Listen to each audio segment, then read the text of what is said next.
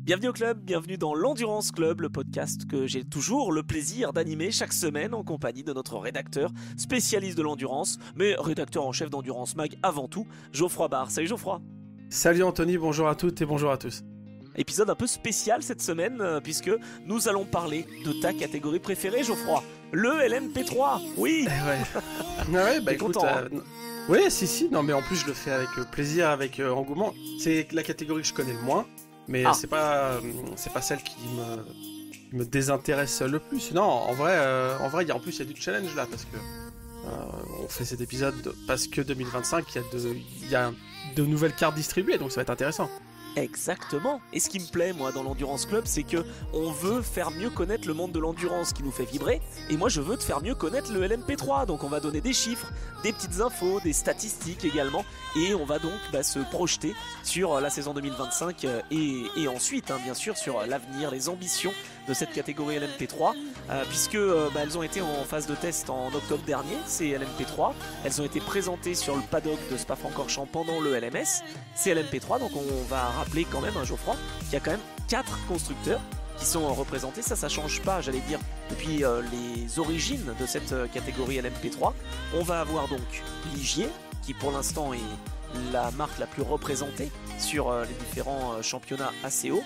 On a Duquesne, qui est plutôt bien représenté, surtout en Allemagne, avec le prototype Challenge, prototype Cup là. On a ensuite Ginetta, qui était quand même la première voiture qui a réussi à sortir finalement des usines, si je puis dire, ou de la chaîne de production. Et puis une Hades aussi. Donc voilà, 4 constructeurs pour ces nouvelles LMP3. Qu'est-ce que t'en penses toi, justement du fait que, comme en LMP2, on est ces constructeurs qui sont choisis, qui peuvent développer des voitures et qui doivent rester dans un cadre justement spécifique, comme le LMP3.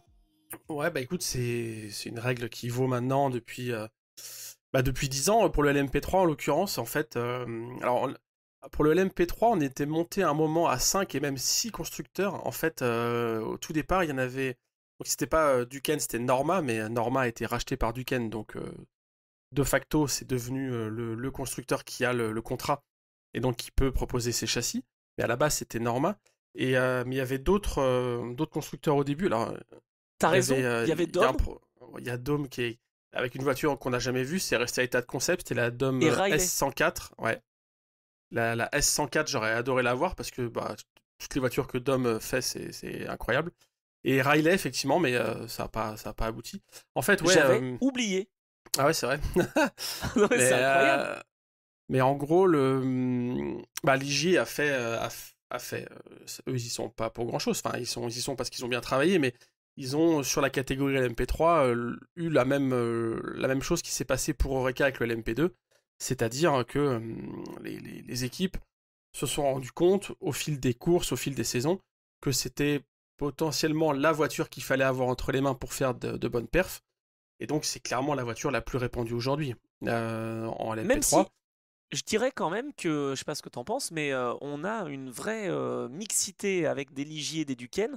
Je trouve qu'elles ont chacune leur particularité. C'est pas encore aussi intense cette différence que le LMP2 par exemple. On a les Ligier qui sont bien sur à peu près tous les circuits, qui réussissent à être bons sur le long run, etc. Et puis les Duquesne qui sont extrêmement rapides en ligne droite, les circuits qui ont des courbes rapides, ça leur va bien. Ce sont des voitures racer, quoi. Et je trouve que c'est vachement intéressant justement de retrouver cette complémentarité, si je puis dire. Ouais, carrément. Et tu vois, j'ai une petite anecdote. Je commence direct avec une anecdote. Ça fait 5 minutes qu'on a lancé. Mais maintenant, je peux la sortir. Tu sais, j'avais échangé avec quelqu'un que tu connais bien dans le paddock des Le Mans Series qui s'appelle Gilles Duquesne. Oui. Il m'avait raconté que donc c'était pour Auto Hebdo, c'était dans le cadre d'un covoiturage. Et en fait, il m'avait raconté avant tout, lui, ce qu'il aime, c'est les voitures. Il n'est pas forcément attaché à une marque. Il a piloté notamment aux 24 heures de Spa-Francorchamps sur des Ferrari ou sur des Viper. Et tu vois, moi, je lui ai dit oh, ça devait être incroyable à bord d'une Viper. Et il me dit ouais, après, une fois que t'es dans la voiture, il dit ouais, j'en ai des souvenirs, mais il n'est pas forcément accroché à une marque ou à un fabricant, à un constructeur, mais plutôt à aimer les belles voitures. Et tout ça pour dire que j'arrive sur les LMP3. quand Ligier a présenté la LMP3, les premières, je pense, ou alors quand c'était justement les deuxièmes itérations, je sais plus. Enfin bref, il a vu et il me dit je vois la Ligier LMP3, il dit j'adore, je la trouve magnifique quoi. Et il dit j'en achète une pour son équipe, Ah ouais. pour rouler. Il dit vraiment super bagnole et tout machin. Et il dit après on a croisé les Norma, donc à l'époque, avant que lui reprenne la main. Il dit j'ai vu la Norma, wow, j'ai encore mieux. Et donc il a acheté une Norma. Il en a acheté une deuxième que Norbert Santos apparemment a eu du mal à lui livrer. Donc il a racheté, il a racheté en fait Norma pour pouvoir être livré de sa commande finalement. Hein, c'était un peu ça le Ça truc. j'aime bien. Ça me fait penser à Roger Penske, donc je reparlerai d'une autre anecdote. Mais là c'est bien quand même, c'est bon, je veux ta voiture, tu me la livres Bah, pas, bon, je te rachète comme ça je la fabrique.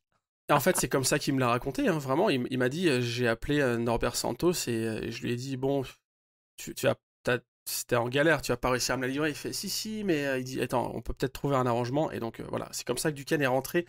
Gilles Duquesne, hein, c'est vraiment un industriel, un ingénieur, quelqu'un qui a l'envie de créer, de concevoir des choses dans le sang. Hein. C'est vraiment c'est un animal d'entrepreneuriat, quoi. Et donc voilà, il a eu l'opportunité d'acheter Norma. Et voilà comment il est arrivé dans le game. Tout ça pour dire que je suis assez d'accord avec toi, c'est que les voitures, elles sont relativement différentes quand même, sur sur les aspects esthétiques, et puis sur la philosophie aussi derrière, je pense. Enfin, je regrette qu'on n'ait pas assez de mixité. On en a quand même déjà plus en LMP3 aujourd'hui qu'en LMP2, avec les Bien sûr. DJ et les Duquesne dont on parle. Et j'aimerais vraiment qu'on retrouve cette mixité, qu'on ait plein d'anglais sur des Ginetta, parce que c'est plutôt d'origine anglaise, qu'on ait des équipes qui osent les châssis Hades. Il y en a, à ma connaissance, il y en a que 2 qui sont encore roulants dans le monde. Tu vois, des trucs improbables, quoi, dans des championnats américains qui sont même pas rediffusés, enfin des trucs totalement obscurs. Et, j'aimerais qu'on ait cette diversité qui nous manque en LMP2, qu'on n'est pas prêt d'avoir, je pense. Donc ça serait super que cette catégorie LMP3 amène ce foisonnement, quoi. Ouais, non, c'est clair, un petit peu comme le LMGT3, voilà, avec plusieurs Ouais, constructeurs, c'est toujours plus riche. Alors, je fais vite ma petite anecdote sur Penske, parce que je l'ai vas-y. teasé. C'est une anecdote qui vient d'Anthony Mechevant et qui m'a été relatée par Adrien Pavio. Donc là, c'est un peu téléphone arabe, tu sais. Euh, Ouais, mais c'est doublement validé, c'est des gens qui racontent voilà, pas de bêtises, donc ça va. c'est pour ça. Et donc, en fait, non, mais c'est un détail, tu vas voir. C'est que Roger Penske, en fait, il était bien installé sur des chaises confortables depuis des années. Et il apprend que le constructeur de ces chaises-là est en difficulté, machin, etc. Et donc, ça va s'arrêter. Donc, on lui dit, Roger, voilà, il va falloir commander d'autres modèles de chaises parce que. Ah non, non, non, non. Et c'est pas comme ça qu'il l'a entendu. Il a racheté le fabricant de chaises et il a fabriqué ses chaises. Donc, moi, j'adore. Franchement, Gilles Duquesne, Roger Penske, c'est même Ah combat. ouais. Alors, bon, il y en a un pour des voitures et l'autre pour des chaises, quoi. Non, mais c'est ça, c'est des mecs qui sont. C'est des capitaines d'industrie. Le mot capitaine est vraiment justifié, quoi. C'est C'est des clair. personnes qui ont une vision et puis des fonceurs aussi, quoi. Qui font des erreurs parfois, mais qui sont en tout cas des fonceurs. Et c'est des gens dans lesquels t'as envie de marcher dans leurs traces parce que vraiment, ils sont. Voilà, ils portent, quoi. Ouais, je suis d'accord. C'est impressionnant. Et Ouais, tu ouais. sais, pareil que Jacques Nicolet avec Ligier, hein, quand il a Ah repris bah, Ligier, carrément. pareil que Laurence Tomlinson avec Ginetta. Je connais moins Hades, mais j'imagine aussi que ça doit être pareil, parce que je crois qu'Hades, un peu à l'instar de Duquesne, est impliqué dans l'aéronautique. Donc voilà, c'est pas par hasard qu'on a justement Mm. ces constructeurs et ces capitaines d'industrie, comme tu le disais. Alors d'ailleurs, Hades, je rebondis, je crois pas qu'il soit intéressé pour avoir 25 châssis à construire. Tu vois, tu Non. parlais de 2 qui roulaient encore dans le monde, je savais même pas. Mais par contre, j'imagine que 2025, ce qui serait idéal, ça serait d'avoir une ou deux équipes qui puissent engager des ADES, parce que la force de frappe est peut-être moins grande que Ligier ou même que Duquesne, quoi. Non, mais clairement, c'est ça. Il y a, chacun fait avec ses moyens, avec ses ambitions. Mais clairement, je pense que c'est l'opportunité d'avoir un match qui se rééquilibre un petit peu entre Ligier et Duquesne. Et je pense que, enfin, Ginetta notamment, c'est la première LMP3. Là, je vais sortir des souvenirs un peu lointains. Tu vas Ah, m'arrêter peut-être si je me trompe, mais moi, j'ai le souvenir de faire une journée test aux 24 heures du Mans. Journée test, essai préliminaire, tu appelles-la comme tu veux, je sais jamais. Les pré-qualifs. En 2000, je dirais bien 2015, où en ouais, fait, une 2015, ouais. LMP3, je crois que c'est une LMP3 qui était autorisée. C'était une expérimentation, et donc elle a roulé pendant cette journée-là. Et de mémoire, c'était une Ginetta avec un moteur Nissan. Et c'était, voilà, il y avait, comme tu dis, derrière Lawrence Tomlinson, il y avait Richard Dean, le team LNT, quoi, toute la bande, toute l'ancienne bande Ginetta, Panos à l'époque. Et voilà, pour moi, c'est un des premiers souvenirs. Et les Ginetta, j'ai trouvé, c'est des voitures qui sont assez agiles en piste. Alors, c'est vrai que c'est moins visible sur un prototype. Une LMP3 va moins se balancer qu'une GT, mais il y a quand même un peu, je pense, dans leur ADN, dans leur façon de concevoir les choses, des voitures qui, moi, n'étant pas pilote, d'extérieur, de ce que j'en ressens, je trouve que la Ginetta apporte quelque chose de différent, comparé à la Duquesne, qui m'a l'air d'être la caisse qu'il faut avoir, qui a l'air d'atomiser tout, qui a l'air d'avoir le meilleur ressenti. Enfin, tu vois, elles ont tout un truc différent. Et effectivement, les Hades, ouais, j'en ai moins croisé. J'en ai peut-être croisé, sans doute, après, mais beaucoup moins. Il y en a eu à Road to Le Mans, tu vois, il y a quelques années. Je me souviens que même Simon Escalier avait roulé dans cette voiture. Mais si tu veux, ça a moins été impactant parce que c'est tout bête. Mais quand tu as moins d'équipes, ou moins de modèles en tout cas, pour développer une voiture parce que tu as moins de ressenti et de feedback, forcément, tu peux pas aller aussi vite. Donc ça paraît logique finalement qu'un constructeur qui a plus d'engagés et qui a donc plus de retours d'informations, tu vas me voir venir avec Porsche 963 par exemple, eh bien, peut se développer plus rapidement. Ouais, après, c'est juste que j'ai toujours. Je réfléchis en même temps que je parle, c'est bien, il faut mieux, mais j'ai toujours quand même une difficulté avec ce concept d'avoir. Parce que c'est là-dessus que tu m'as interrogé dès le début, que tu m'as emmené. Qu'est-ce que je pense du fait d'avoir 4 constructeurs? Et je me demande toujours, est-ce que c'est la bonne formule ou pas? Dans le sens où. Moi, j'aimais bien, par exemple. On en a déjà parlé d'ailleurs, je crois que c'était dans l'épisode un peu FAQ où on avait raconté ça, mais moi, j'ai des grands souvenirs des 24 heures du Mans où tu te pointes et en LMP2, par exemple, tu as 12 voitures différentes, de constructeurs différents. Sauf que, ça, c'est le souvenir que j'en ai, mais la réalité, c'est qu'à l'époque, tu te pointais et quand tu croisais, j'ai rien contre eux, hein, mais par exemple les Norma, ou quand tu croisais une Norma, quand tu croisais une WR, il y avait quand même un tiers du field qui était quand même des voitures éclatées et qui allaient pas très loin. Donc, au final, il y avait de la diversité, mais il n'y avait pas forcément la qualité. C'est ça.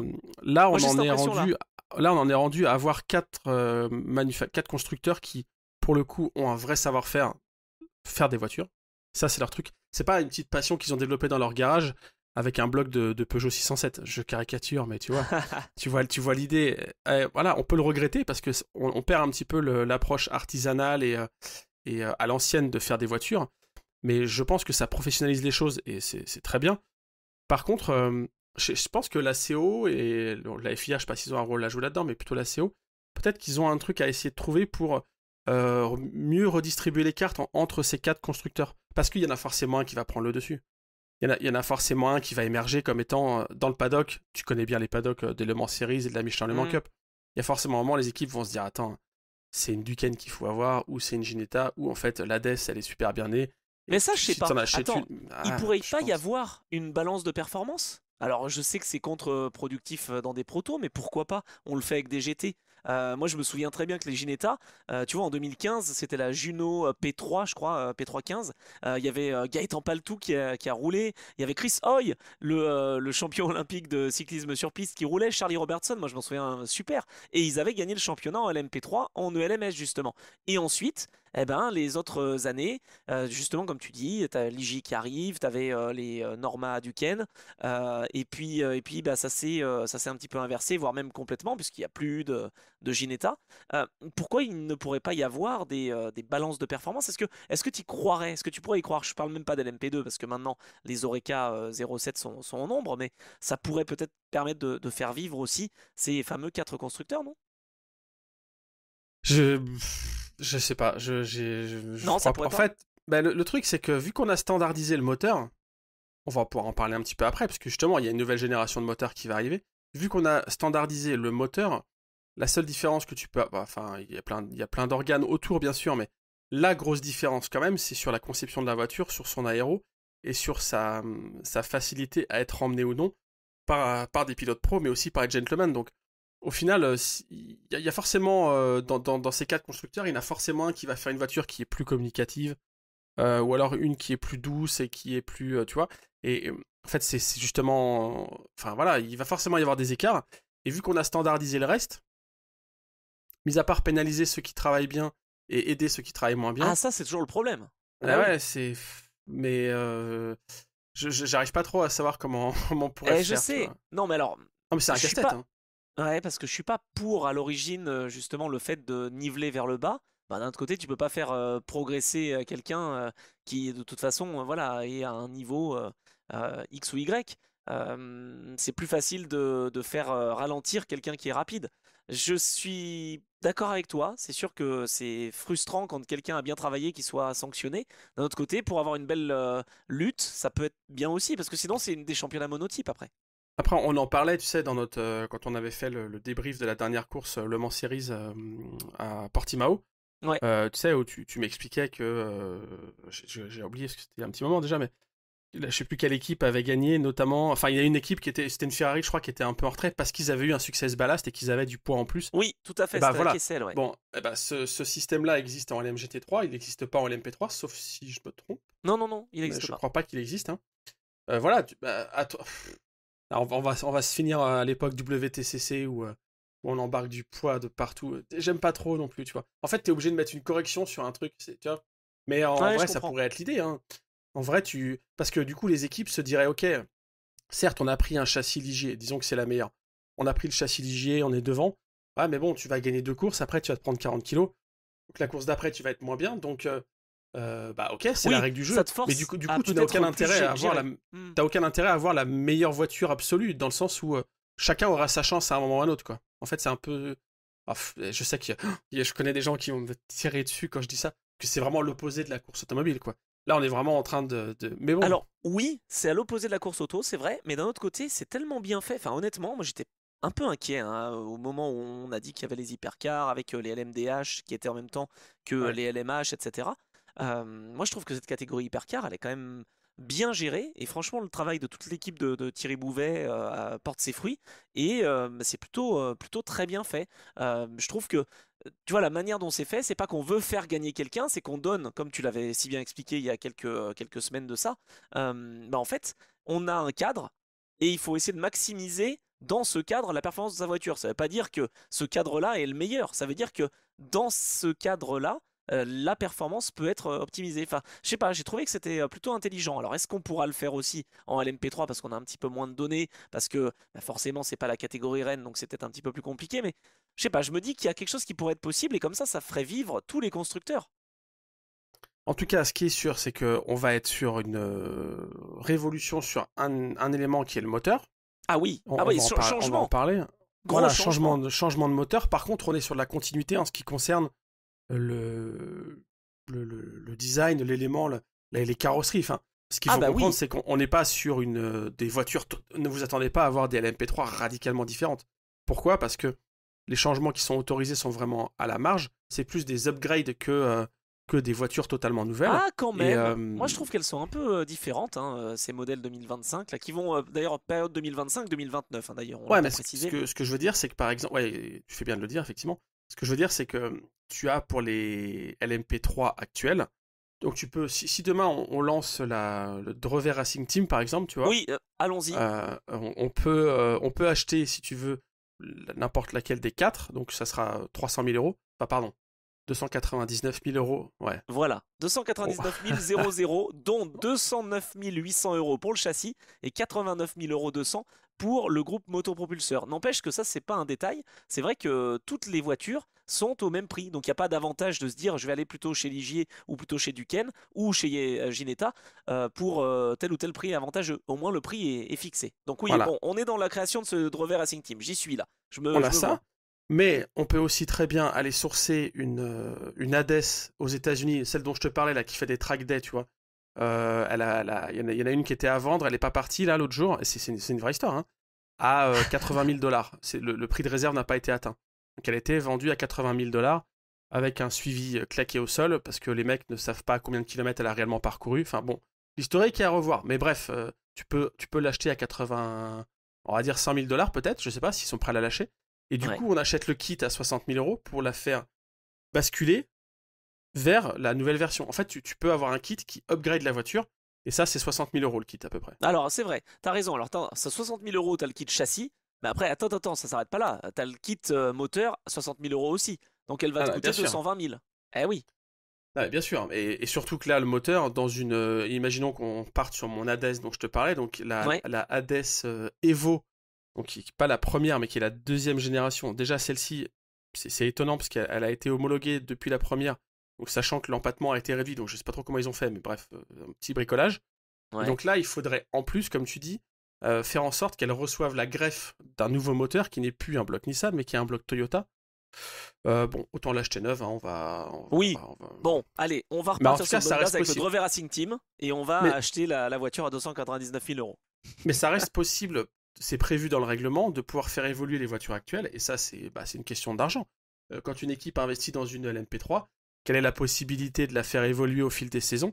Si tu donnes à une voiture une durée de vie de 10 ans, comparativement à une durée de vie de 3 ou 4 ans, vous vous doutez bien qu'elle est beaucoup plus facilement amortie, et que l'équipe s'en sort beaucoup mieux au niveau financier pour aller chercher des partenaires.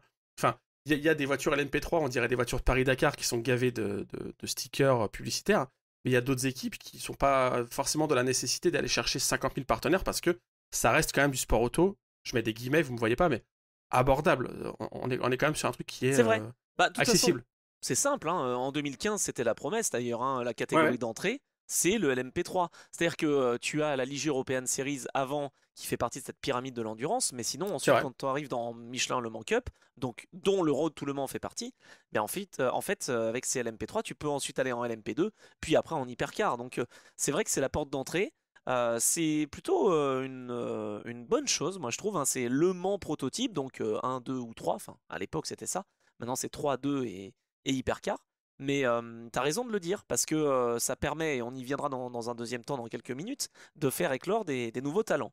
On peut revenir rapidement sur ce moteur, donc c'est un V6 Toyota Mhm. V35A, enfin V35A, 3 Mhm. litres 5 turbo, mais qui a priori, alors je ne sais pas, hein, serait plus économe en termes de carburant, en termes de bruit, il serait plus Discret. sympa, entre guillemets, et donc bah, ça permettrait potentiellement de faire des courses qui dureraient pour la Michelin Le Mans Cup par exemple 2 heures comme avant. Parce que là cette année c'est 1h50 parce que le nouveau kit qui avait été développé faisait plus consommer pour atteindre les 455 chevaux.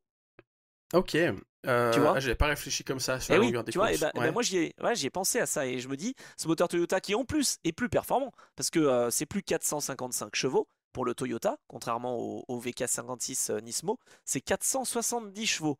Donc 470 en étant plus économe et en étant moins brillant, peut-être qu'on aurait des courses de nouveau avec un peu de stratégie et des courses de 2 heures, ça serait pas mal.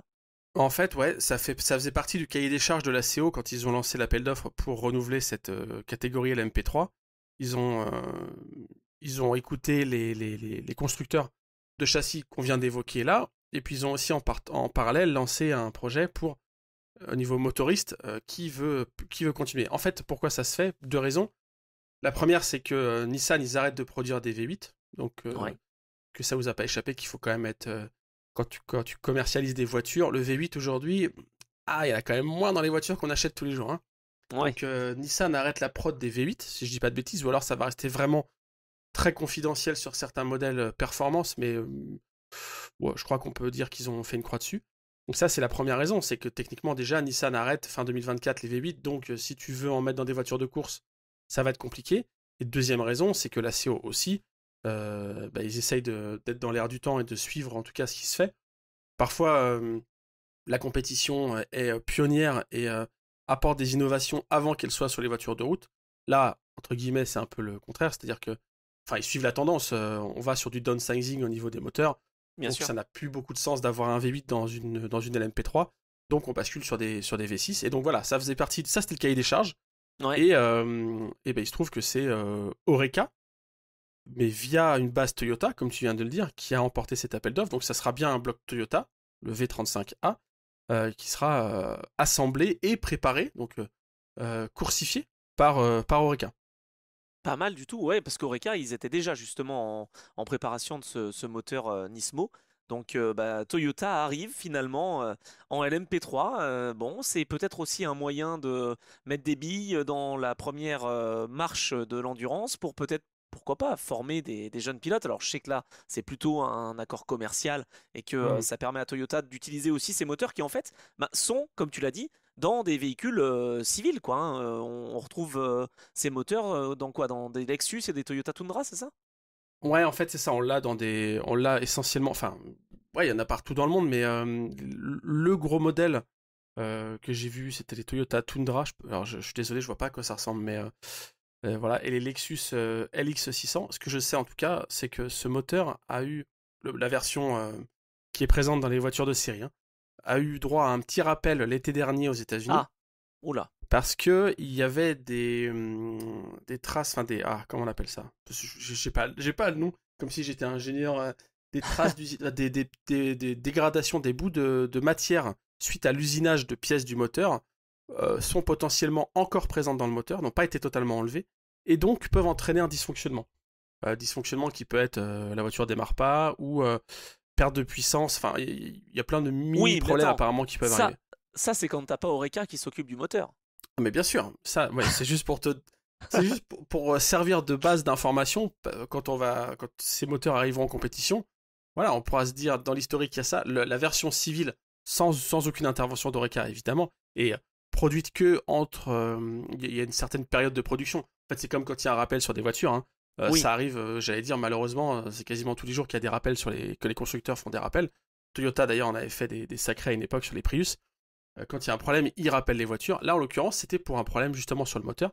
Et c'est quand même 100 000 voitures qui ont été rappelées, donc c'est pas rien. Et comme tu le dis, le moteur de course n'aura pas ce problème-là. Si c'est un moteur qui présente des problèmes de fiabilité, c'est pas forcément quelque chose qu'on verra sur la version course. En tout cas, c'est un moteur qui est assez nouveau, puisque je crois que c'est le premier V6 biturbo Toyota. Et là, je ah ouais. m'aventure dans des Ah, zones c'est pas mal. un peu J'aimerais que ce inconnues. soit ça. J'ai envie que ce Ouais, soit vrai. je crois que c'est le premier V6 Twin Turbo de l'histoire avec cette cylindrée chez Toyota. Si ça se trouve, je dis vraiment n'importe quoi, mais je crois l'avoir lu. En tout cas, c'est quand même une révolution dans le sens où c'est un V6, et donc voilà, ça va apporter un peu de changement. Est-ce que c'est l'élément central de cette future catégorie LMP3 Non. je sais pas. Non, mais quand même, il y a quand même cette problématique-là, parce que là, au moment où on parle, on n'est pas loin d'avoir l'homologation complète, parce que en fait, on a dessiné les contours d'une réglementation, on a laissé travailler les constructeurs, et puis ensuite, bah, il faut un peu ajuster l'intégration du moteur, notamment. C'est pour ça qu'on sait encore un petit peu de marge. C'est-à-dire que ça va arriver pour la première manche de l'ELMS, normalement, hein, en 2025. Ça sera pas pour l'Asian Le Mans Series, là, qui va avoir lieu dans Non, quelques ouais, c'est semaines, dans ça. quelques jours. Hein, donc voilà, on prend pas de risque, on se développe aussi, on essaie d'avoir des petites informations au jour le jour. Ce que je sais, c'est qu'il y a un pilote qui a roulé dans les 4 modèles et qu'on a déjà une première hiérarchie en place. Alors je n'ai pas la hiérarchie malheureusement, mais il y a quelque chose qui s'est dessiné a priori, voilà, avec des constructeurs qui sont actuellement représentés sur la grille, qui sont bien. Euh, donc, euh, donc voilà, et puis bon, bah, il y en a peut-être un autre qui est moins à l'aise a priori ce qu'on m'a dit, mais on m'a pas donné de nom, donc c'est quand même dommage. Mais on va voir, il y a encore un petit peu de temps pour travailler aussi. Ces voitures, on les a vues de façon visuelle, donc bah, ça change un petit peu quand même. C'est pas une révolution, mais c'est une belle évolution. Et donc, bah, ces voitures vont pouvoir être le terrain de jeu, et c'est pour ça que je voulais en venir là, Geoffroy, idéal pour des jeunes, mais aussi pour des pilotes gentlemen. On a vu par le passé, et on continue de voir d'ailleurs que cette catégorie LMP3, elle est vraiment aussi agréable pour des pilotes qui auraient fait du track day par le passé et qui veulent progresser dans la hiérarchie et essayer peut-être d'atteindre un jour leur rêve de faire les 24 heures du Mans. Bah, c'est pareil pour les petits jeunes. T'as pas des. Bah non, parce que tu regardes pas le LMP3 vraiment. J'allais dire, t'as pas des exemples de pilotes qui t'ont marqué, toi, qui sont passés par le LMP3 et qui Ouah, ensuite ont fait carrière? ouah, vache, là, tu m'envoies un truc Non, non, trop non, mais compliqué. justement. Mais moi, non, c'est que moi j'en ai. C'est pour ça que je voulais Ah bah te, vas-y, bah te partage, moi je solliciter. suis preneur là. Donc, si tu veux, qui est passé par le LMP3? Lawrence Heur, que Ouais, j'ai c'est vrai. vu en monoplace à l'époque en Chez V2V. DKR. Et qui, voilà, chez DKR, attends, DKR, l'équipe de Candy Jean Classe, on m'a appris, il m'a dit ce week-end, pas ce week-end, n'importe quoi, il m'a dit il y a quelques semaines, je suis complètement à la masse, il m'a dit il y a quelques semaines que ça se prononçait Jean Classe, voilà. Donc Candy Jean Classe avec cette équipe DKR Engineering avait engagé Lawrence Heur, et Oui. bah, ce pilote a vraiment progressé dans la hiérarchie, et est arrivé jusqu'en MP2, il est allé chez IDEC, il est maintenant eh bien, encore en vue. Il devrait être normalement en Asian Le Mans Series, si je dis pas de bêtises, dans quelques jours. On a également un certain Gillian Henrion, qui est passé par la Michelin Le Mans Cup et qui a fait de très belles choses. En ELMS cette année, en LMP3, il finit 3e du championnat, si je dis pas de bêtises, après avoir gagné la Michelin Le Mans Cup et la Ligue European Series. On a également Antoine Doquin, qui... Ah oui, ça me parle. Eh oui, ah bah évidemment, il est passé dans Trajectoire. Antoine Doquin est passé par le LMP3. Je me souviens qu'il a débuté. Il a été repéré par Nicolas Lapierre. Et il a débuté, il avait même pas 16 ans, ou il avait 16 ans à peine, en Ultimate Cup à l'époque. Et il avait fait que 2 courses et ça avait déjà été vraiment un très bon client. Et puis que dire d'un Danois, un jeune Danois qui a signé chez Peugeot pour l'année prochaine, ça te parle? Ok, ouais, il est passé par là aussi, d'accord, ok. Eh ouais, Malte Jacobsen. Il était chez RLRM Sport en 2021, si je dis pas de bêtises. Non, peut-être en 2020, fin 2020. Ah, je sais plus. 20 ou 21. Et ensuite, il est passé chez Cool Racing. Il a gagné la Michelin Le Mans Cup. Il est allé ensuite en ELMS. Il a gagné. Et puis, il a fait du LMP2 et ça s'est très bien passé. Et donc, il est en hypercar. Tu vois, ça fait partie de ces exemples-là. Il y en a d'autres, hein, mais qui vraiment se sont fait parfaitement au pilotage de leur voiture. J'étais en train en parallèle de ton très très bonne présentation, j'étais en train de me replonger dans les sombres heures du LMP3. Je suis sur le... Sombres heures, non mais c'est pas vrai. Non mais je suis sur le LMS 2016 là, tu vois. Et je regarde un peu qui était au volant de LMP3 à l'époque. Yann Erlaché. Ouais, on a des trucs. Non, mais on a du Enzo Alexandre Potolicchio. Cugno. Tiens, il y en a un Enzo autre. Potolicchio, quoi. Celui-là, il est beau aussi. Non, alors ça, d'accord, ça c'est plutôt les pilotes gentlemen. Attends, il y en a un qu'on a oublié et qui a gagné Road to Le Mans en 2016. Thomas Laurent. Et voilà, Thomas Laurent, évidemment, qui a mené ensuite la course des 24 heures en 2017 pendant une longue période. Donc, tu vois que cette discipline de LMP3, moi je trouve qu'elle est vraiment top parce qu'elle a permis à des pilotes vraiment de se faire un nom et de progresser. Je parle des jeunes, mais après il y a des pilotes qui sont plus expérimentés. Je me souviens d'Alexander Matchoul qui très très bien roulé. Il a fait équipe avec Tom Dillman et l'équipe Racing Spirit of Le Mans et ils ont gagné en 2022. Donc tu vois, il y a vraiment des possibilités de voir des pilotes qui sont des pilotes gentlemen et qui arrivent à parfaitement s'illustrer et à se faire Carlos remarquer. Tavares aussi. Je vois que Carlos Tavares a roulé en LMP3. C'est formidable. Mais oui, tu sais que Charles Milesi a roulé aussi une fois avec la famille Talcanizza. Je me souviens, moi, c'était en 2022 et il avait fait des super chronos. Je me souviens aussi d'avoir vu David Hallyday qui a fait une saison, tu vois. Mais oui, tout à fait. Non, mais en fait, il y a un lore dans le LMP3 finalement. Attends, là, ça éveille des T'as vu? des sentiments en moi. Ah là, incroyable. Ouais, non, je suis en train de regarder. Mais oui, t'es en train de te rendre compte que tous sont passés par le LMP3 pour ensuite évoluer. Ah oui, David Drou, tiens. David Drou aussi est passé par... Timur Bokoszewski. Ah ouais, la vache. Ouais, alors lui, bon, c'est moins... Non, mais si, quand même. Ouais, je l'ai plus croisé du GT que... Mais Michael Jensen, comme tu disais, effectivement, t'as raison. Ouais, ok. Tu vois, t'as quand même des gens importants. Et puis, pareil, Nicolas Schatz, tu vois, qui a fait la transition du championnat de France de la montagne en LMP3. Il a bien progressé dans cette catégorie LMP3. Il a créé sa structure. Et de fil en aiguille, tu vois, ça va fort. Moi, je pense à Julien Lemoine cette année qui a fait des progrès incroyables. Il est passé par la Ligue European Series, il a bossé. Il est passé ensuite en LMP3. Et franchement, fin de saison, c'était plus que très encourageant, tu vois. Des pilotes comme ça, c'est quand même vraiment super intéressant de suivre leur parcours. Je pense, tiens, alors là, je m'avance pour le futur, mais je pense qu'un Theodor Jensen l'année prochaine, va falloir le surveiller, le Danois. Parce qu'en LMP3, il va être costaud. Il y avait Mathieu de Barbua aussi. Tu vois, franchement, j'adore cette série LMP3. C'est génial. Pour les jeunes, en tout cas, c'est parfait.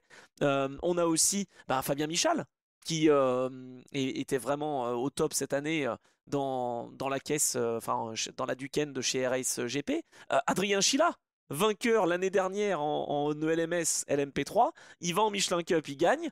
Là, c'est quand même solide. Tu vois, t'as vraiment ce profil-là de pilotes. T'as les jeunes et t'as les pilotes bronze qui arrivent à se frayer un chemin et à monter dans la catégorie. Enfin, je sais pas, je trouve ça vraiment une très belle rampe de lancement et j'aime bien la catégorie LMP3, voilà. C'est ma déclaration. Tu peux me sortir des noms que t'as pris au hasard dans l'annuaire, je te dirais là, franchement, je suis décroché. Non, mais par contre, en vrai, je rigole, mais je développe mon personnage critique sur le LMP3. Non, mais en vrai, j'aime bien cette formule, effectivement, de progression. Et tu vois, je suis assez aussi impatient de voir cette saison 2025 se dessiner en ce qui concerne les engagés. Alors là, je parle vraiment ELMS, entre LMP2 et LMP3, et effectivement cette Michelin Le Mans Cup en parallèle, parce que je pense que vraiment on va être dans l'acte 2 post fin du LMP2 en WEC, c'est-à-dire qu'on a une saison qui s'est achevée là il y a un mois de LMS qui a été intense, avec des cartes qui ont été redistribuées, avec je sais plus combien de voitures qui étaient encore capables d'avoir le titre à la dernière course, avec on l'a vu, une vraie intensité entre les équipes. On n'avait pas juste une ou deux équipes capables de gagner, c'était vraiment incroyable. Et d'ailleurs, la diversité de vainqueurs nous l'a prouvé. Et je pense qu'on va continuer dans cette logique. Et à mon avis, comme tu l'as dit, ça va faire un appel d'air de pilotes qui se sont fait remarquer en LMP2, qui vont peut-être basculer en hypercar ou faire un programme peut-être aux États-Unis, enfin voilà, qui vont passer un step, évoluer comme au foot ou dans n'importe quel sport, tu peux évoluer de catégorie, voilà. Et du coup, ça va aussi mécaniquement faire venir des pilotes du LMP3 vers le LMP2. Enfin, j'ai hâte de voir ça. Je pense qu'il faut prendre date, mais j'aimerais bien qu'on se fasse un épisode, tu sais, un peu de qui est in, qui est out, quoi. En LMP2, les nouveaux arrivés, les partants. En LMP3, pareil, parce que moi, ça me ferait du bien en début de saison pour avoir une vision un peu de qui va où, parce que c'est tellement compliqué. On n'est pas en Formule 1, quoi. On n'a pas que 20 pilotes, donc c'est hyper compliqué de suivre quel pilote va dans quelle équipe. Il y a très peu de phares dans la nuit, tu vois. Il y a très peu de pilotes où tu te dis, eux, ils sont dans telle équipe et ils bougent pas. Ou alors, ils ont toujours le même numéro. Je sais pas pourquoi, je pense à François Perraudot qui a toujours un numéro, son numéro attribué, fétiche. Enfin, c'est compliqué quand même, sinon, de suivre. T'as quelques repères, hein. Chez United, on les connaît, ils signent les pilotes 6 mois à l'avance.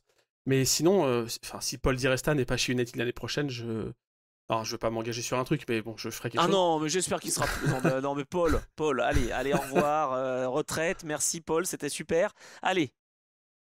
Non, franchement, non, pas Paul Di Resta l'année prochaine, arrêtez. Au secours. Bon, au moins un Jarvis. Enfin bref, en tout cas, ce que je veux dire, c'est qu'il va. Voilà, j'ai hâte de voir cette machine à laver, ce remixage d'équipage. Voilà. Non, mais après, il y en a pas toujours. Il y a quand même de la stabilité, tu vois. J'imagine que si TF continue avec AO, on retrouvera un Louis Delettra, tu vois, par exemple. Il y a des choses comme ça qui restent solides. Pour en revenir au LMP3, moi je trouve que c'est intéressant aussi cette catégorie, outre les pilotes que j'ai présentés, les équipes. Tu vois, j'ai parlé de Nicolas Schatz qui avait lancé son équipe, mais la famille Lahaye aussi. On a Inter-Europol Compétition qui est venu par le LMP3, mine de rien. Attends, ils ont gagné les 24 heures du Mans en LMP2. Ils se battaient pour le titre LMP2 cette année. Donc tu vois, c'est une rampe de lancement aussi, je trouve, hein, pour les équipes. Bah, parce qu'en fait, oui, non, mais carrément, en fait, c'est juste que tu es dans le grand bain avec les mêmes règles à respecter, enfin, plus ou moins, parce qu'il y a toujours des trucs un peu. Là, je suis pas allé creuser dans le règlement, mais avec ce fameux arrêt plus long, ou voilà, certaines opérations à réaliser, mais par contre, tu es quand même dans un championnat labellisé ACO, donc effectivement, t'as toutes les règles à respecter. Ouais, mais. Et puis il y a aussi, si tu veux vraiment pousser plus loin la comparaison, il y a quand même aussi beaucoup d'équipes, alors c'était peut-être moins le cas cette année, mais j'ai l'impression un peu plus le cas en 22-23, beaucoup d'équipes qui ont une P2 et une P3 aussi, quoi. Enfin, tu vois, qui sont présents dans les deux tableaux. Mais d'ailleurs, dans les 3 tableaux même, parce que c'est encouragé par la CO, des voitures en Ligier European Series, en Michelin Le Mans Cup et en ELMS. Donc c'est-à-dire qu'en fait, tu peux avoir une équipe comme Cool qui a des voitures en LMP2, en LMP3, en ELMS, mais aussi en catégorie donc Michelin Le Mans Cup en LMP3, mais aussi en Ligier European Series. Tu vois, c'est un peu comme Team Virage. Et est-ce que c'est possible techniquement, légalement, tout ce que tu veux, d'avoir une voiture qui fait à la fois la Michelin Le Mans Cup et à la fois l'European Le Mans Series? Bonne question. On me l'a posé il y a un mois et demi de ça, quand je commentais Portimao, à peu près un mois et demi ou un mois, je sais plus. Bon, j'ai pas trop les dates en tête. Ouais, je crois que c'est un mois. Et ben en fait, on m'a posé cette question. Non, c'est pas possible. Alors déjà, en termes de, c'est pas la même puissance, c'est pas les mêmes. Ah mais, ouais. Si, c'est les mêmes puissances, ça, il n'y a pas de problème. Mais par contre, si tu veux t'engager en Michelin, le Mans Cup, c'est vraiment un châssis spécifique. Et si tu viens en ELMS, c'est vraiment des tokens qui sont donnés. Il y aurait des places, je veux dire des tickets qui sont donnés et des invitations à chaque équipe. Et tu dois la respecter. Puis il y aurait aussi un autre problème, c'est que la voiture, elle est en parc fermé. Après les séances, par exemple, de Michelin Cup, que ce soit la qualif ou la course. C'est ce que j'allais dire. En plus, elles sont stickées avec les trucs Et de oui. l'épreuve, avec les partenaires. Enfin, ouais, non. Ouais. Alors bon, ça serait pas trop grave à enlever, c'est ça le plus facile. Mais non, non, on m'a posé la question justement dans le chat et bah bonne question. Mais non, ce n'est pas autorisé. Bon, tant mieux, ça complexifie pas outre mesure mon boulot, parce que moi, ce qui m'arrive parfois pour des clients, c'est de faire des recherches sur des châssis qui ont couru en compétition à l'époque. Je dis à l'époque parce que ça m'arrive de travailler sur des voitures les plus récentes que j'ai pu faire. Si, on est sur des. J'ai fait des LMP2, nouvelle génération, des Eureka, non. Mais j'ai fait vraiment avant, tu vois. Juste avant 2017, on va dire. Et Des plus 03 et anciennes, des ça peut 05. être. Ouais, voilà, j'ai déjà bossé sur des 03 et 05, effectivement. Et sinon, ça peut aller jusqu'aux années 50, 60, 70. Ah Et oui, c'est vrai qu'il y a une époque où c'était très compliqué parce que. Je fais une petite digression, pardon, mais c'est vrai qu'à une époque, les équipes qui engageaient des voitures pouvaient avoir tendance à un coup amener tel châssis, la course d'après, il y a un autre châssis dans l'atelier qui vont préparer et qui vont amener. Il n'y avait pas cette continuité qu'on peut avoir aujourd'hui. Et donc c'était vraiment très complexe. Aujourd'hui, ouais, il y a quand même un peu plus ce suivi. ouais, c'est ça. Euh, je sais aussi, tu vois, dans des équipes qui sont. Enfin là, tu me parles déjà d'équipes qui ont beaucoup de voitures, Cool Racing par exemple, mais moi j'ai un autre exemple en tête de GT World Challenge, pour parler un petit peu de chez SRO aussi, où j'avais échangé en début de saison avec WRT, Ouais. où bah voilà, t'as des châssis qui sont destinés au GT World et des châssis qui sont destinés aux séries Le Mans. C'est pas le même quoi. Enfin, tu vois, il y a pas. Ils sont obligés d'avoir deux voitures qui ont le numéro 46 et qui sont pilotées par Valentino Rossi par exemple. Mais c'est pas la même voiture à chaque fois. Ou alors ça peut peut-être se faire à la marge si vraiment il y a eu un souci, il y a un châssis qui a été craché. Bon, c'est vrai que chez WRT ils ont eu des petits soucis. Mais la lisibilité normalement est quand même plus simple aujourd'hui et il y a moins de falsifications, tu vois, sur les Alors, voitures. après, ça n'empêche pas, tu vois, qu'il y ait des prêts de voitures ou, comme Bien tu sûr. dis, à la marge. Ah, Moi, je me souviens de l'exemple de l'équipe de Nicolas Schatz, justement, qui, pour la dernière manche en Michelin Le Mans Cup, a emprunté, peut-être même d'ailleurs sur d'autres manches de cette année, je t'avoue que j'ai pas enquêté plus loin, mais sur la dernière, en tout cas, c'est sûr, une des deux voitures venait de chez Graf, par exemple. Une des deux ok. LMP3 venait de chez Graf. Donc, en fait, il y a deux engagements, mais il y avait une LMP3 qui ne leur appartenait pas, entre guillemets, et qui est prêté sur le week-end. Ça peut se faire. Il y a des trucs aussi. Moi, j'ai plusieurs exemples en tête, mais alors ça mériterait un épisode dédié. Mais Ah, à une époque, tu vois, ce qui se faisait beaucoup aussi, et ça se fait d'ailleurs toujours, hein, quand une équipe américaine, par exemple, reçoit une invitation pour les 24 heures du Mans, ils viennent pas forcément avec leur bagnole. Ils vont passer un deal avec une équipe européenne c'est et la ça. voiture va être restickée, redécorée. Bah, Et ben, c'est CrowdStrike avec APR, par exemple, quoi. et ben voilà. Et puis UAO by TF, c'est pareil. L'équipe Voilà, AO de PJ Hayet qui est aux voilà, États-Unis, exactement. et donc tu fais des joint ventures. Bah, c'est un petit peu ce qu'avait comme idée Stéphane Rattel, hein, dans son Intercontinental GT Challenge. C'est ça, Non, en fait. c'est ça. Les Et différentes puis, équipes qui étaient dans le monde et qui ne voyageaient pas trop. On en avait parlé en début d'année, je ouais. crois. Et puis parfois, tu as aussi le fait que les voitures, tu es obligé en fait d'emprunter une voiture, comme tu dis, parce que il y a un élément qui manque. En fait, moi, l'exemple que j'ai, c'est parce que je le connais bien pour l'avoir vécu de l'intérieur, mais les climatisations étaient obligatoires en GT2 à Ouais. partir de 2009. Et donc, toutes les Porsche, par exemple, enfin, toutes les GT2, mais spécifiquement les Porsche aussi, qui ont fait le Mans en 2009, par exemple, avaient un système de climatisation. Sauf que bah, il y avait que les Porsche 911 GT3 RS Spec 2009 qui avaient la clim, en fait. Donc ça veut dire que si toi, tu avais une voiture de 2008, 2007, avant, antérieure, une 997, t'avais pas la clim. Et je pense pas que Porsche, à l'époque, avait fait l'effort de développer un kit où tu peux monter la clim, tu vois. Donc en gros, tu étais obligé, si tu voulais faire le Mans Stanley, que tu avais une invite, d'emprunter une Porsche Eh oui. 2009. Et à l'époque, bah, chez Felbermayer, il y a toujours des Porsche, hein. Si tu veux louer une Porsche, t'en avais souvent chez Proton Ouais. Compétition, hein, pardon. Chez Proton, Felbermayer ou chez Raymond Narac, on en avait parlé aussi l'autre jour. Chez IMSA Matmut, il y avait toujours une Porsche disponible à l'époque. Ouais, c'est vrai, c'est vrai. Non, mais c'est vraiment intéressant. Et puis, donc, c'est l'MP3, ben, elle roule un petit peu partout. Alors, plus en IMSA, c'était le facteur drapeau jaune, tu sais, il y en a qui se moquaient. La course de dentiste.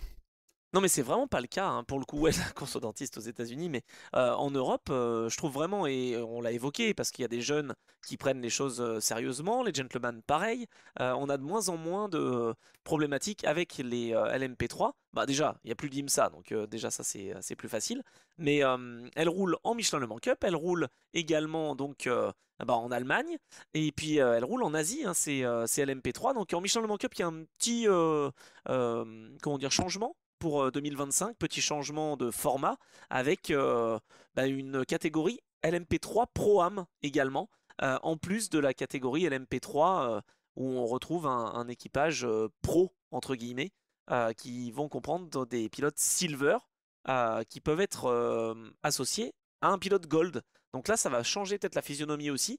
Je sais pas ce que tu en penses, on n'est pas parti sur un débat, mais le fait dans le Michelin, non mais c'est vrai, le fait dans cette catégorie Michelin Le Mans Cup de finalement autoriser des équipages Silver ou Silver Gold, est-ce que c'est une bonne nouvelle?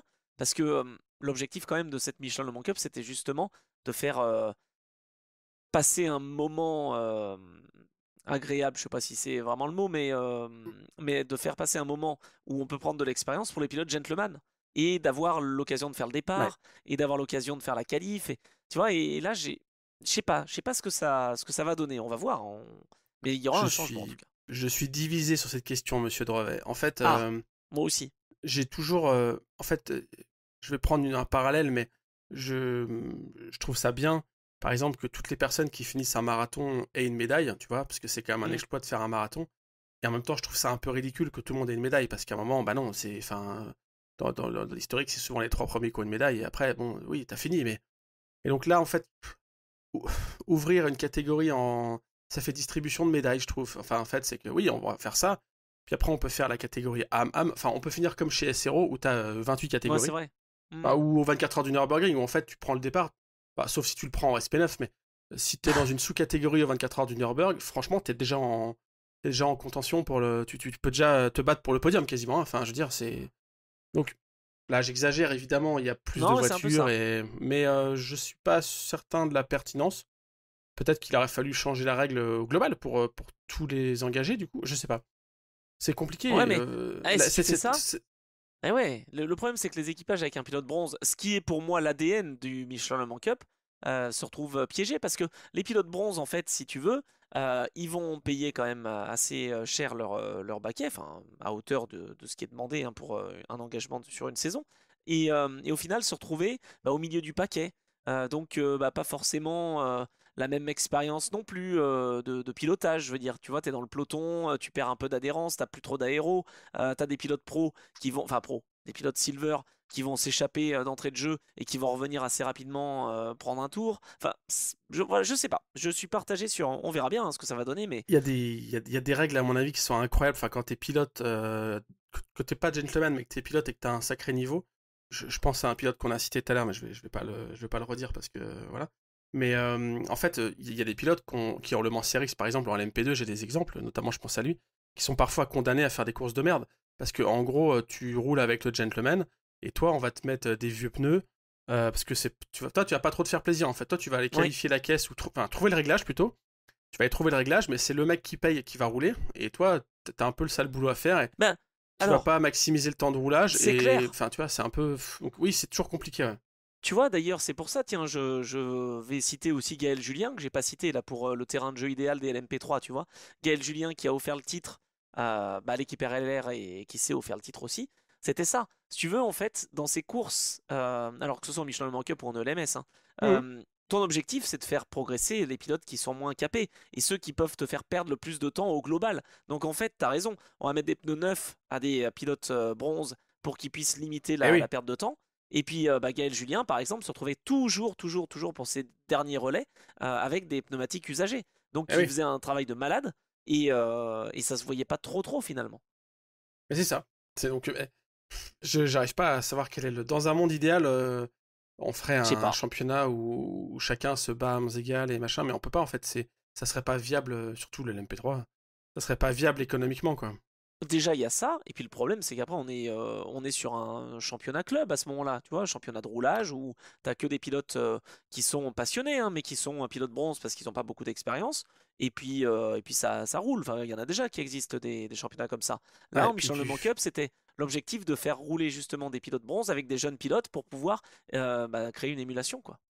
tu fais pas venir non plus des spectateurs et tu fais pas une Non, retransmission sur les réseaux sociaux ou sur YouTube qui passionne les gens si tu fais rouler que du pilote bronze, hein. Non, mais c'est c'est ça, clair. c'est ça.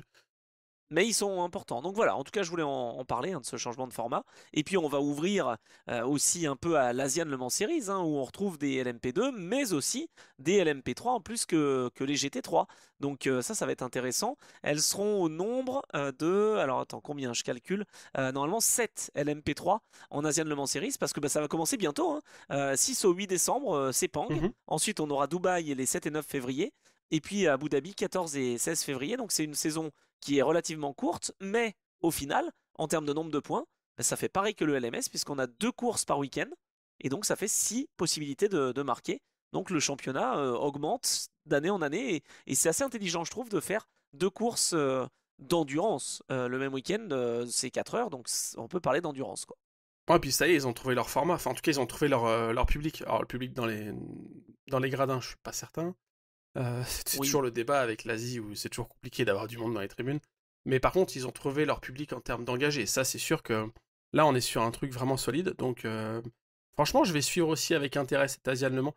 Bon, on a moins de choses à se mettre sous la dent dans cette période de grisaille et de froid oui, mais qui arrive. vous inquiétez pas, on va faire la preview de l'Asian Le Mans Series là dans quelques jours, hein. De toute façon, on va revenir sur la saison de WEC qui vient de se terminer, enfin qui s'est terminée il y a quelques jours, il y a 2 semaines si je dis pas de bêtises. Bon oui, enfin en tout cas, on va revenir là-dessus.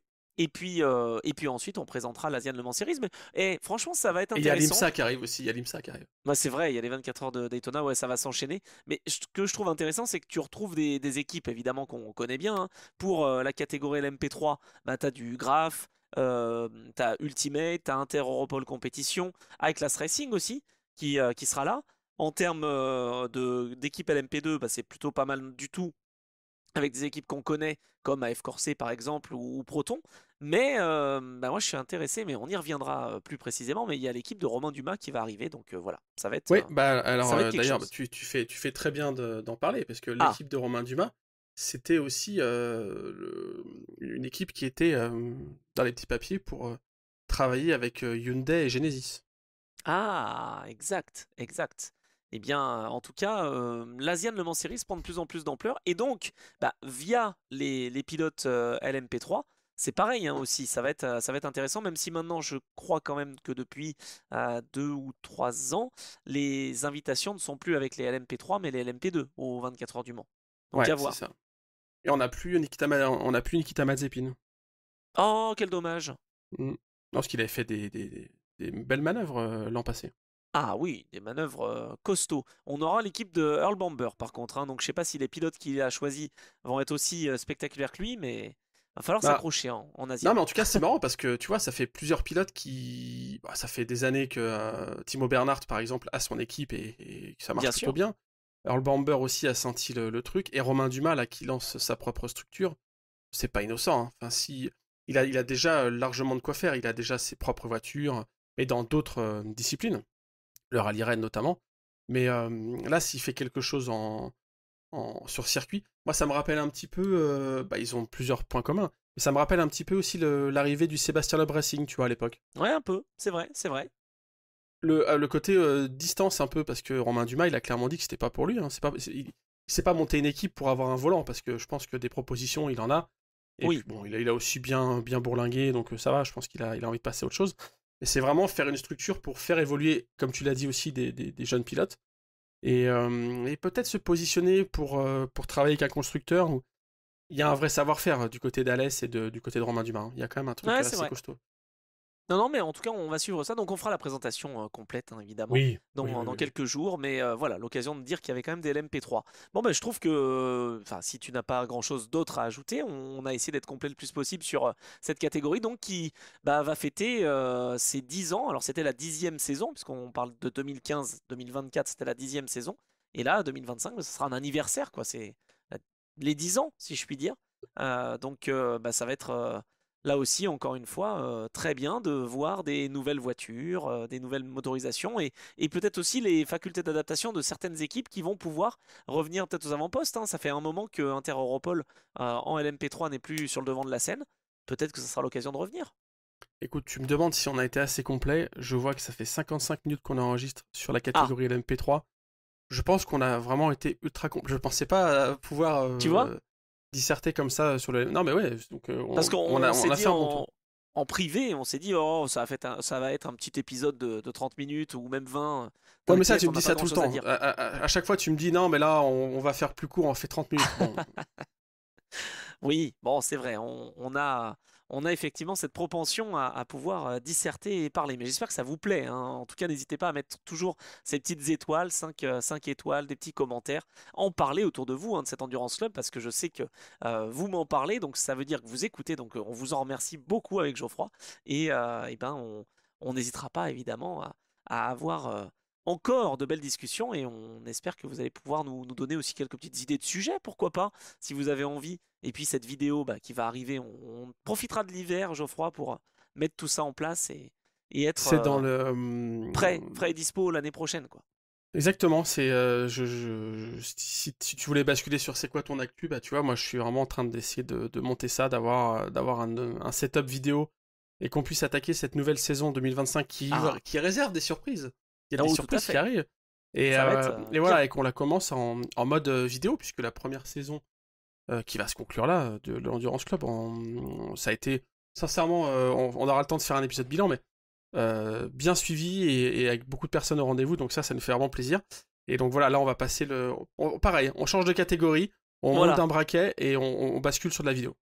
pas mal, pas mal. Bah oui, mais on a de bons retours de professionnels du secteur, donc bah, ça aussi c'est un vrai bah, c'est une vraie reconnaissance et on vous remercie. Voilà. Et puis moi mon actu bah, c'est un peu pause, hein, en mois de novembre, mais je serai de retour sur la Formule 2 au Qatar parce que les pilotes et les équipes ont un petit peu eu du temps pour se reposer, mais vont revenir pour les 2 dernières manches de la saison. Donc voilà, sur Canal+, la F2 Qatar, puis ensuite Abu Dhabi pour terminer cette saison. Les podcasts Trajectoire continuent aussi. Bon, quelques rediffs quand même, hein, je dois le dire, mais Oh, bon, dans voilà, tous les ça sens, peut ouais. arriver. Mais on est là, on est présent avec l'Endurance Club aussi, puisque si vous voulez faire partie du club, de cet Endurance Club, vous le savez évidemment, une seule adresse et plusieurs plateformes. Plusieurs étoiles aussi à mettre et à nous offrir. Avec Geoffroy, on va donc continuer ce rythme hebdomadaire encore, hein, justement pour parler de ce monde de l'endurance. Merci d'avoir pris le temps de parler de LMP3, mon cher Geoffroy. C'était vraiment sympa. Ah bah c'était un plaisir. Écoute, c'était vraiment un plaisir.